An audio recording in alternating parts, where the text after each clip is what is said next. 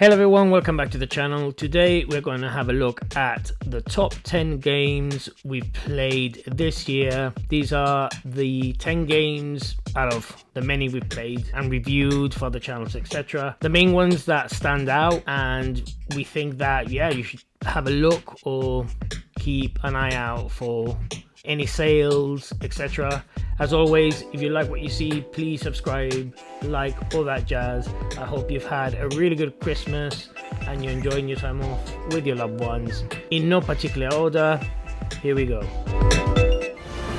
Although not a fully fledged game, I would consider Sunbreak to be its own thing because the expansion is absolutely massive. There's a lot to do. There's some really good mechanics that have been included, and the new monsters are just sick. They're really cool to fight. I really like the fact that they've incorporated the medieval and western sort of mythology. So yeah, you need to try it out.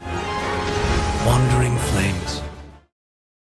I had the chance to review Wolfstride for Switch Up and I absolutely loved the game. It's essentially a RPG which stars three old-time criminals that are retired and they inherit this mecha called Cowboy, and yeah, the story is about them competing into the championships of like robot fighting. Developers are from Brazil, if I recall correctly. I tried to get hold of them to get more information about the game because I'm quite interested in what influenced them, and they basically were really passionate about manga and anime, especially the printing form, hence why the game is in black and white, and Korean soap operas. Yeah, if you want a really good narrated story with some fun characters, you need to try this one.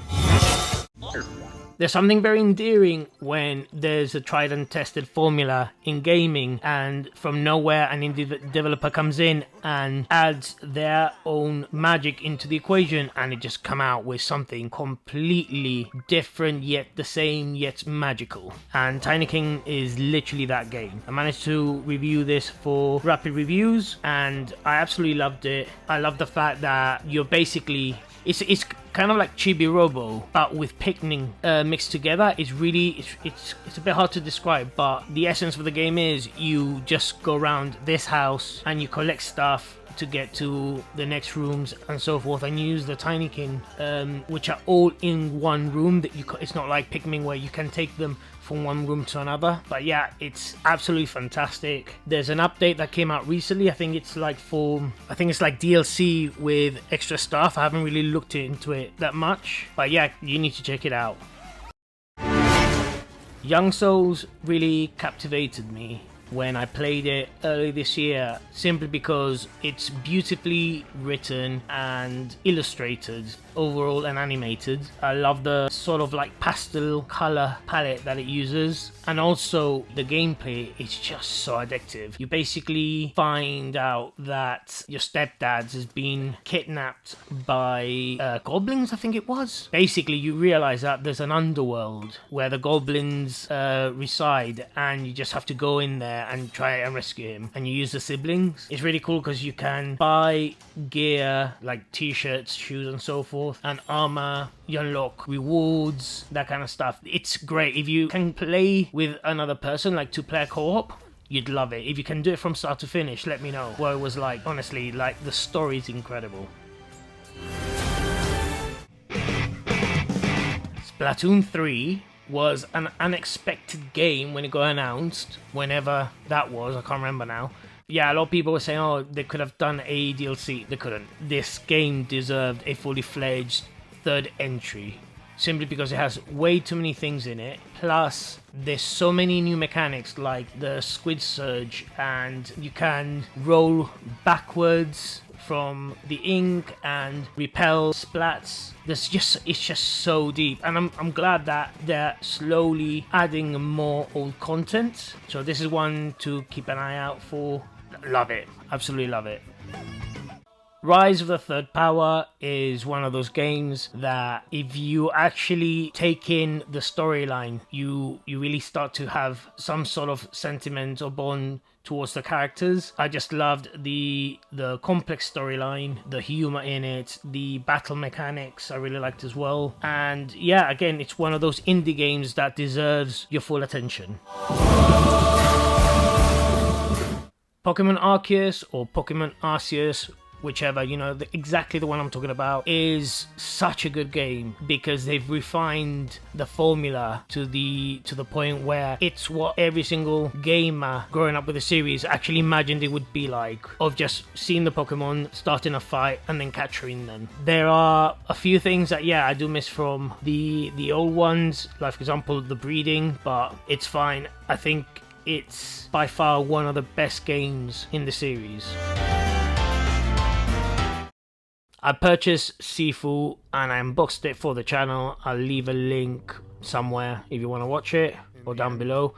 But it's the closest thing we'll get to the Batman Arkham series on the Switch to a certain extent. It's very combat heavy and it is so tough yet satisfying to play. You start off really weak and with hardly any moves, and you get attacked from every single angle. There's no mercy here. So you really pull off some Bruce Lee one-man army stunts in this game. And the protagonist has sort of like a magical relic that upon defeat he just gets older instead of dying. Eventually you do die and you have to restart. And there's a really satisfying roguelike mechanic where you unlock different moves and you add the experience points to unlock them completely, and then you can have them from the next run. Really good.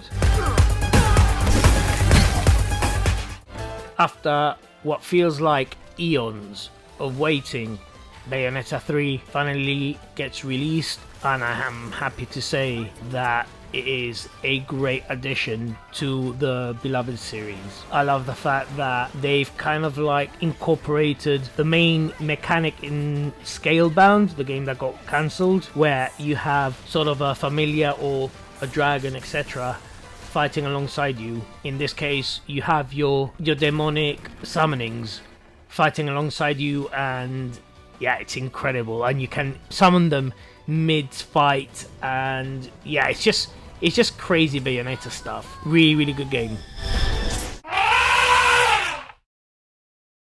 Disappointment of the year goes to Pokemon Scarlet and Violet.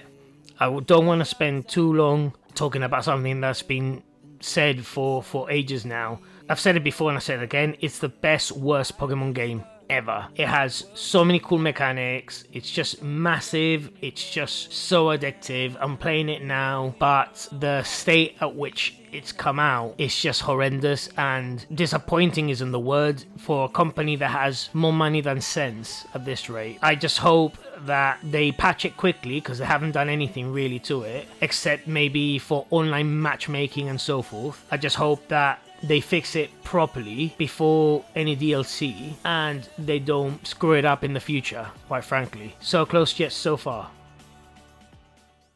So those are my 10 games. I was going to do this last year, but I was so busy with work, with writing for other channels, etc. I just didn't find the time, so I thought I'd do a quick one now, just before the end of the year, and also so you can hear my beautiful voice once more before we change the calendar. And yeah, let me know what your 10 best games are, or what games strike you as the most endearing and memorable of this list, if there's any honorable mentions you may have. Yeah, anything at all. Thank you so much for the support this year. Life's changed a lot. I've got commitments outside of work. I'll always try to put things up on the channel. Failing that, I'm always, knock on wood, reviewing for either rapid reviews or switch up. And yeah, I hope you have an incredible 2023. I hope you stick around, and I hope to bring more good content to you lovely people. Happy New Year, stay safe, peace, and keep on gaming. Subscribe, like, all that jazz.